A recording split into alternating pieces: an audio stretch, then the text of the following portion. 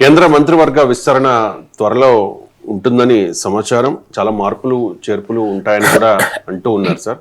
ఈ విద్యార్థుల నిరసనలతో మంత్రి పదవికి రాజీనామా చేసిన ధర్మేంద్ర ప్రధాన్ని తిరిగి మోదీ తన కేబినెట్ లోకి తీసుకుంటారని కూడా ప్రచారం జరుగుతోంది. ఏంటి సార్, ధర్మేంద్ర ప్రధానికి మళ్ళీ అవకాశం రావచ్చా? Speculation, nobody nose. ఒరిస్సా ముఖ్యమంత్రి అవుతారని కూడా వార్తలు వస్తున్నాయి. కేంద్ర ప్రభుత్వంలో మళ్ళీ తీసుకుంటారు అని కూడా వార్తలు వస్తున్నాయి. కానీ ఒకటి మాత్రం నిజం, కేంద్రంలో మళ్ళీ తీసుకునే సాహసం చేస్తారా? ఎందుకంటే అది పబ్లిక్ ఒపీనియన్ ఏ రకంగా ప్రభావితం చేస్తుంది, జనరీ ఎలా తీసుకుంటుంది దీన్ని అనేది ఒక క్వశ్చన్ మార్క్గా ఉంటుంది. ఆ సాహసం చేస్తారో లేదో చేయరు. మరి చేయనప్పుడు ఒరిస్సా ముఖ్యమంత్రిగా చేస్తారా? ఎందుకు ఈ క్వశ్చన్లు వస్తున్నాయంటే, ధర్మేంద్ర ప్రధాన్ను రిజైన్ చేసినప్పుడు అందరు ఏమనుకున్నారంటే, మోడీ చూడు ఆఖరికి జన్జీ ఉద్యమానికి విన్నారు అని. కానీ విన్నట్టే విని మళ్ళీ రివర్స్లో అతనికి పార్లమెంట్కి వస్తే ఎంపీలు సన్మానం చేయడం కానీ, ఆయన చాలా స్వాతంత్ర పోరాటంలో పాల్గొని వచ్చినప్పుడు సన్మానాలు చేస్తారు. సో అలాంటి ఒక పవిత్ర కార్యం చేసి వచ్చినప్పుడు సన్మానం చేయడం కానీ చేసినట్లుగా ఆయనను ఒక హీరో చేసే ప్రయత్నం బీజేపీ చేసింది. సో దాన్ని బట్టి డౌట్ ఏంటంటే, they don't want to accept the defeat. అంటే బీజేపీ డిఫీట్ యాక్సెప్ట్ చేయలేదు, డైజెస్ట్ చేసుకోలేదు. అందువల్ల క్లియర్గా అపోజిషన్కి అప్పర్ హ్యాండ్ వచ్చింది. అంటే జనజీ ఉద్యమమే కాదు, అపోజిషన్ కూడా. ఏ కాంటెక్స్లో వచ్చింది? అపోజిషన్ వీకెన్ అయిన కాంటెక్స్లో.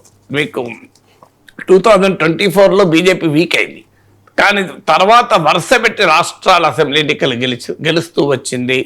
హర్యానా, మహారాష్ట్ర, బెంగాల్, అస్సాం, ఢిల్లీ, ప్రతిపక్ష పాలిత రాష్ట్రాలైన ఢిల్లీ, బెంగాల్ గెలుచుకుంది.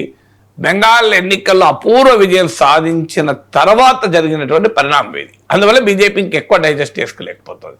అందువల్ల బెంగాల్లో తృణమూల్ కాంగ్రెస్ ఎంపీలను, ఆప్ ఎంపీలను, మీకు ఉద్ధవ్ ఠాక్రే గ్రూప్ ఎంపీలను అందరినీ పార్టీలోకి లాక్కొని 2/3 మెజారిటీ వైపుగా పార్లమెంట్లో ఎదురులేని శక్తిగా అవతరిస్తున్న సమయంలో తన కేబినెట్ మంత్రినే వదులుకోవాల్సి వచ్చింది. ఇది బీజేపీ ఇప్పటికీ కూడా ఇది పీడకలగానే మిగిలిపోయింది.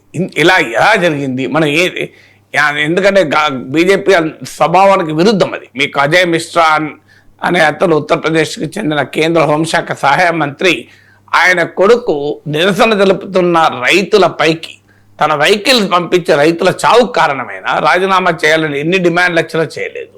సో తర్వాత ఆయనకు మళ్ళీ ఎన్నికలు గెలవలేదు, తర్వాత సంగతి.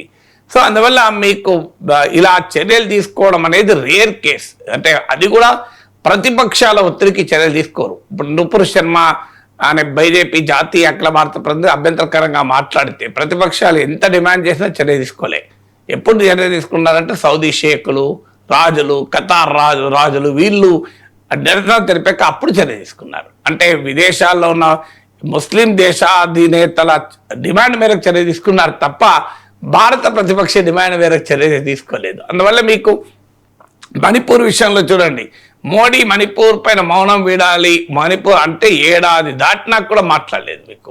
సో ఇప్పుడు రామ మందిరంలో చందా చోరీ గురించి మాట్లాడమంటే ఇప్పటికీ మోడీ మాట్లాడతలేడు. ట్రంప్ ఏది పడుతుంది అంటున్నాడు, మోడీజీ మీరు మాట్లాడాలి ట్రంప్ అంటే ఇంతవరకు మాట్లాడతలేడు. అందువల్ల సాధారణంగా అపోజిషన్లకు డిమాండ్లకు వినే ప్రభుత్వం కాదు. ఇప్పుడు వినాల్సి వచ్చింది జన్జీ ఉద్యమానికి. అందులో పార్లమెంట్లో పవర్ పెరిగాక దీన్ని బీజేపీ డైజెస్ట్ చేసుకోలేకపోతుంది కనుక ఒక అడుగు వెనక్కేసింది. ఎందుకంటే 2 అడుగులు ముందుకేస్తానికి అని చెప్పుకోవటానికి ధర్మేంద్ర ప్రధాన్కి ఏదైనా కేంద్ర మంత్రివర్గంలో మళ్ళీ తీసుకుంటారా, వేరే శాఖ ఇచ్చి బహుశా ఎడ్యుకేషన్ ఇవ్వరు ఒకళ్ళు తీసుకున్నా, ఒరిస్సా ముఖ్యమంత్రి చేస్తారా చూడాలి.